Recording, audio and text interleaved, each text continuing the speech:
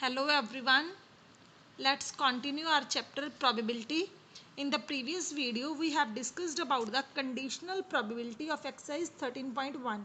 Now we are going to start exercise number 13.2. First of all multiplication theorem on probability. Multiplication theorem on probability कैसे बनती है? ये conditional probability आप last exercise में कर चुके हो. अगर मैं इसको क्रॉस मल्टीप्लाई कर दूं तो इंटरसेक्शन की वैल्यू क्या आ जाएगी? Probability of E intersection F equal to probability of F into probability of E by F.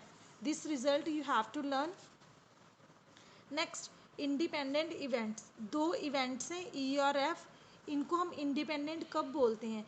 Independent means कि एक की अक्रेंस दूसरे पे डिपेंड नहीं करती. एक आया है तो दूसरे को कोई मीनिंग नहीं है कि क्या आ चुके क्या नहीं. मीन्स कि एक की अक्रेंस दूसरे पे डिपेंड नहीं करते. और इसके लिए रिजल्ट क्या बनता है? Probability of E intersection F equal to probability of E into probability of F. Let's apply this concept in an example. This is sum number 1 of exercise 13.2. Given that probability of A is 3 by 5, probability of B is 1 by 5, we have to find intersection if A and B are independent events. तो देखिए P A हमें given है, P B हमें given है और एक condition given है कि ए और बी दोनों क्या हैं? इंडिपेंडेंट इवेंट्स हैं. अब ए और बी अगर इंडिपेंडेंट हो तो इनकी इंटरसेक्शन क्या होगी? इनकी मल्टीप्लिकेशन की इक्वल होगी. यही रिजल्ट हम ऊपर कर चुके हैं कि इंडिपेंडेंट कब होते हैं इवेंट्स? जब उनकी इंटरसेक्शन उनकी मल्टीप्लिकेशन के इक्वल होती है. तो यहाँ पे हमने वो रिजल्ट लिखा. ए और बी की वैल्यूज ऑलरेडी गिवन थी, वो हमने यहाँ पे पुट कर दी and we will get our answer. Now the next concept is mutually exclusive. दो इवेंट्स हैं, वो म्यूचुअली एक्सक्लूसिव कब होते हैं? अगर उनमें कोई भी केस कॉमन ना हो तो वो इवेंट्स कैसे होते हैं? Mutually exclusive. दैट इज़ उनकी इंटरसेक्शन में कोई भी एलिमेंट कॉमन ना हो. इंटरसेक्शन में कोई एलिमेंट है नहीं तो इट मीन्स उसकी प्रोबेबिलिटी क्या होगी? ज़ीरो. तो हम ए यूनियन बी के लिए फॉर्मूला क्या लिखते हैं? P A plus P B minus its intersection. लेकिन इंटरसेक्शन ज़ीरो है तो it means A union B के लिए फॉर्मूला क्या बन जाता है? P A plus P B. अब देखिए आपकी एक्सरसाइज नंबर 13.2 का ही 7th सम है. Given that the events A and B are such that P A is this, P union A union B equal to 3 by 5, P B equal to P. Find P if they are mutually exclusive and independent. Means कि P A given है, P B हमें P दे रखे है, A union B की value 3 by 5 है. हमें ये पी की वैल्यू निकालनी है. लेकिन केसेस दोनों अलग अलग हैं. एक बार म्यूचुअली एक्सक्लूसिव लेके चलने और एक बार इंडिपेंडेंट लेके चलने. तो देखिए जब हम म्यूचुअली एक्सक्लूसिव लेके चलेंगे तो हमारा ए यूनियन बी क्या बन जाएगा? P A plus P B. यहाँ पे वैल्यूज़ आप पुट कीजिए और पी की वैल्यू आप इजीली निकाल सकते हो. अब सेकंड केस में हमें क्या फाइंड करना है? वही पी ए यूनियन बी ही फाइंड करने हैं. लेकिन अब केसेस कैसे हैं? इंडिपेंडेंट. तो इंडिपेंडेंट है तो हमारे पास इंटरसेक्शन मल्टीप्लिकेशन की इक्वल होगी. लेकिन इंटरसेक्शन का फॉर्मूला हमारे पास जनरल होता क्या है? P A plus P B minus union. अगर हमें इंटरसेक्शन निकालनी है तो माइनस में यूनियन हो जाता है, अगर यूनियन निकालनी हो तो माइनस में इंटरसेक्शन हो जाता है. अब इन सब की वैल्यूज़ यहाँ पे पुट कीजिए, कैलकुलेट कीजिए and we will get the value of P. अब नेक्स्ट देखिए, let A and B be independent events. P A value दे रखी है, पी बी 0.4 है. हमें ये चार पार्ट्स फाइंड करने हैं. मीन्स कि हमें सिर्फ ए और बी की वैल्यू पता है, ए और बी ये पता है कि वो दोनों इंडिपेंडेंट इवेंट्स है. तो हमें ये चार पार्ट्स की वैल्यू फाइंड करनी है. तो देखिए सबसे पहले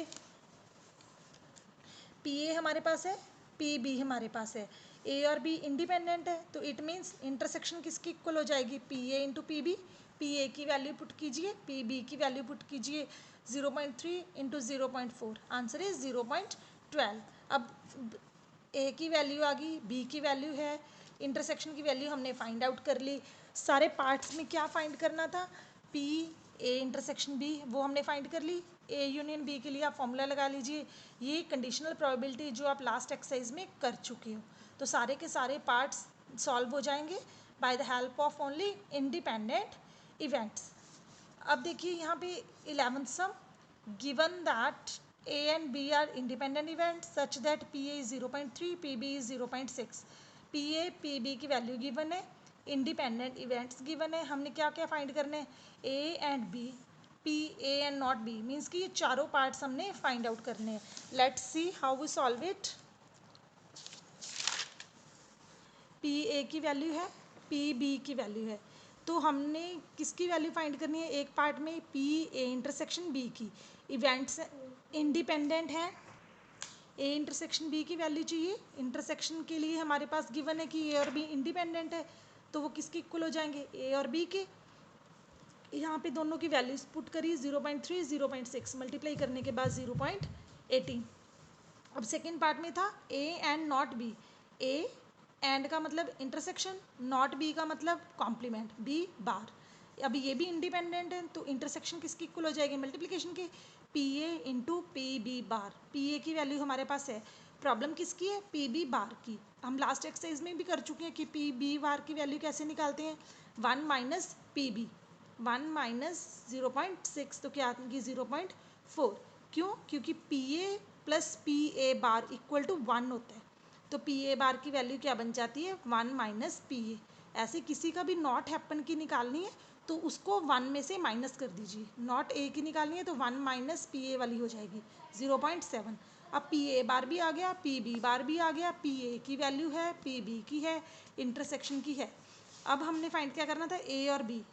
ए और का मतलब क्या होता है, यूनियन, एंड का मतलब इंटरसेक्शन. तो इसके लिए आप वही फॉर्मूला लगाइए, P A plus P B minus intersection. इसमें वैल्यूज पुट कीजिए, you will get your answer. Same probability, neither A nor B, मतलब ए भी नहीं चाहिए और बी भी नहीं चाहिए.